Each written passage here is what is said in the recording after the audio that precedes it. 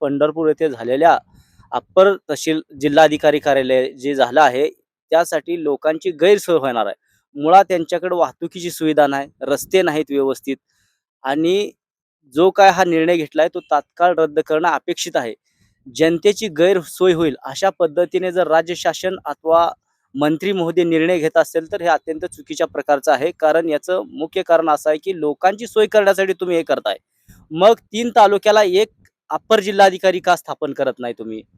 आम्हाला सोलापूर जिल्हा अप्पर जिल्हाधिकारी आहे ना, पंढरपूरला नको. कारण की आम्हाला दळणवळणचा लय प्रॉब्लेम होतो आणि सोलापूर 25 किलोमीटर आणि पंढरपूर 50 किलोमीटर. त्यामुळे आम्हाला प्रॉब्लेम होतो या-जायला.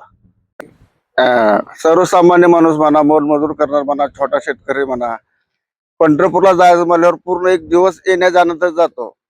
समजा एकाने ठिकाणी जर कामच नाही झालं, परत दुसऱ्या ठिकाणी परत जायचं म्हणल्यावर परत अजून एक हेल्पाट होऊ शकतो. तेवढ्या लांब सर्वसामान्य माणसाला परवडत नाही येणं जाणं बी.